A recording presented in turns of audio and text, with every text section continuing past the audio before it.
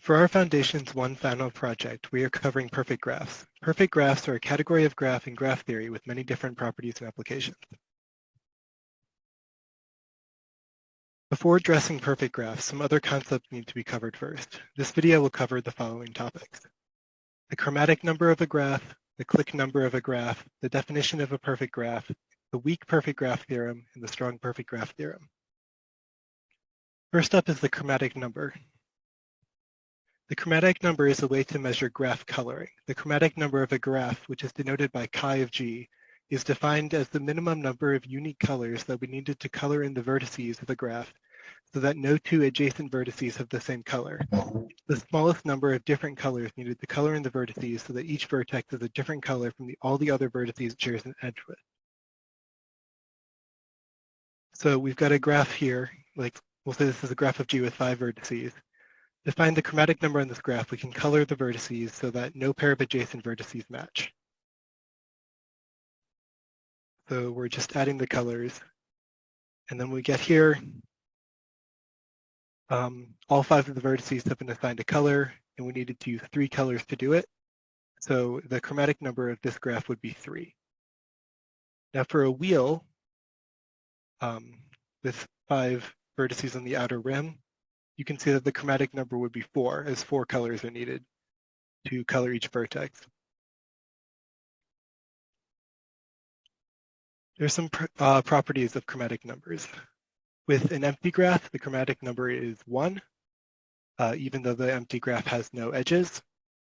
A non-empty bipartite graph has a chromatic number of 2. As you can see, the 2 sets can be colored, each in their own color, with a chromatic number of 2. And the chromatic number will always be less than or equal to the number of vertices in the graph. Here's some more examples. With this graph, the chromatic number is 2. As you can see, there are 2 different colors. Here, the chromatic number is 3. It's a little bit more of a complicated graph.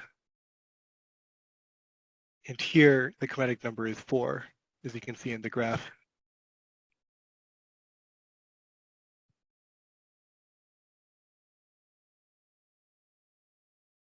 All right, I think that's my bit.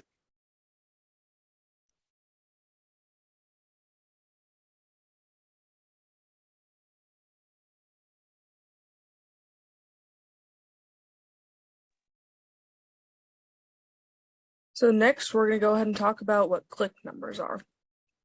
A clique of a graph is a subset C of vertices of an undirected graph such that the subgraph induced by C is fully connected. This is similar to what we've learned about with a complete graph. It's just sort of a subset of the original graph. The clique number, represented by omega G, is the size of the largest clique that can be made up of edges and vertices of G. So for the clique number, we're just trying to find the largest clique. So here we have our graph. And if we look, we can see the first clique, which is made up of 4 vertices. We have our second clique, which is also made up of 4 vertices. So either of these could be the clique number. They would both equal 4. And then finally, we have our fifth clique, which is made up of 5 vertices. You can see that each of these vertices is complete, so they're all connected to each other. So this would make the clique number of our graph.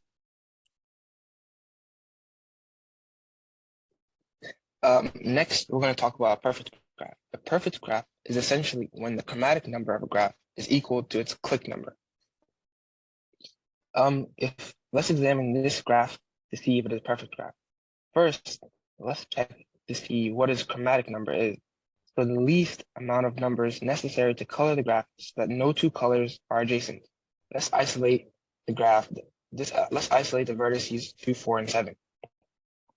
When we do this, we can see that only 3 colors are necessary to color this entire graph, making this graph this clique number or a chromatic number of 3, as you can see here.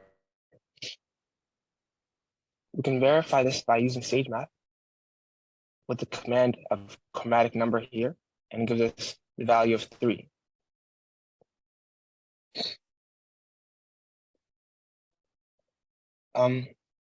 Now let's look at the clique number. As mentioned, a clique is a subset of vertices that are fully connected. For example, vertices 4 and 5 are fully connected, but 7 and 5 are not in a clique together because they aren't connected. Now let's look at vertices 4, 2, and 7. We can see that all three vertices are fully connected with each other. So since there are no other cliques that are larger than this, this makes the clique number for this graph 3. And we can verify this by with stage math again by using the command clique number, and this gives us the clique number of 3. Since the clique number and the chromatic number are the same, this makes this graph a perfect graph. We can use stage math to verify this again by using the command isPerfect, as you see here. And it says it is true. This is a perfect graph. Another example of a graph that is a perfect graph is a bipartite. We can use sage math to verify this as well. These plot points you see here are all vertices in this bipartite. The vertices that are inside the square brackets are on the right side of this bipartite graph, and the ones that are outside the square brackets are on the left side. The next line you see only work on a graph that is a bipartite. After we plot it, then we can see how it will look. That's what this graph is. Since there are no edges that connect two vertices on the same side,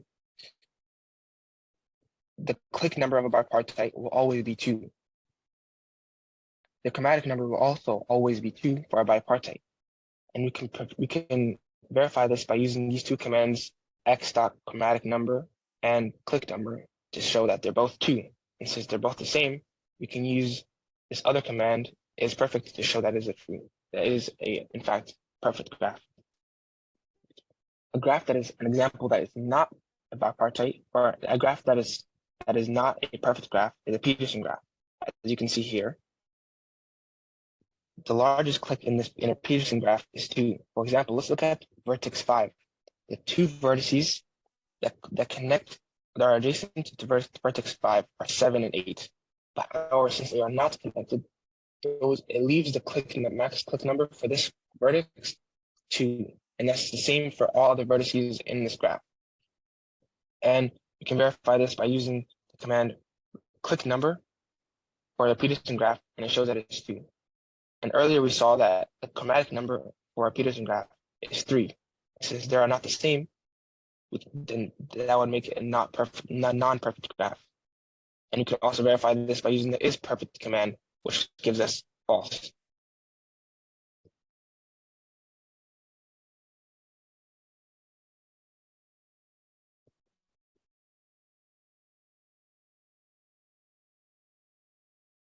Moving on to the weak perfect graph theorem.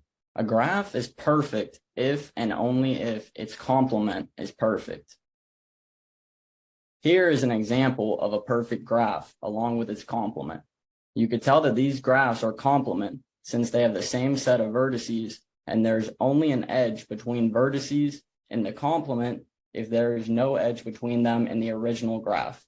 This goes vice versa, since it does not have an edge in between the two vertices in the complement if there's an edge in the original graph. Analyzing the first graph, we see that we have a clique number of 4, which is determined by the number of vertices of the largest subgraph of the graph.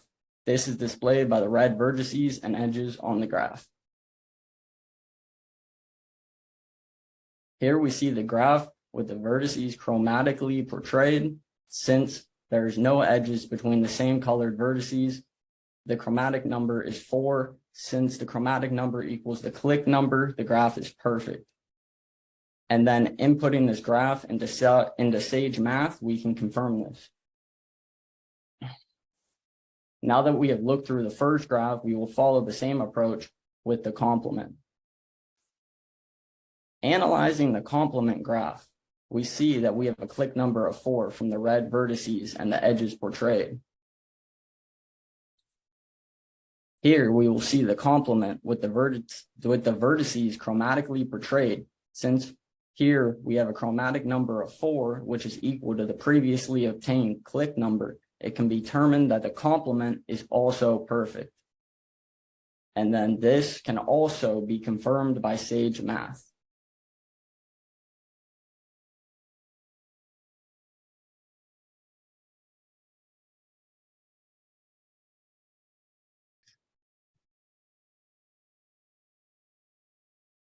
All right.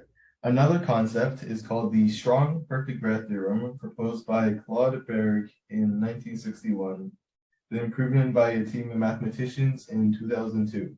The strong perfect graph theorem states that a graph is only perfect if it does not have any odd holes of 5 or greater, or anti-holes, which are the complements of those odd holes. So what I mean by hole, it is also known as the chordless cycle. For example, this cycle here outlined in green, there are no edges connecting vertices that aren't adjacent in the cycle. So this would be considered an even hole of 6 vertices. All right. On the other hand, if there's a chord like this line outlined in blue, interrupting a cycle is no longer considered a hole.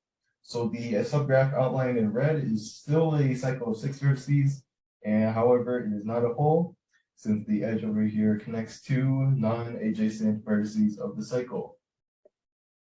Here we can see the odd hole.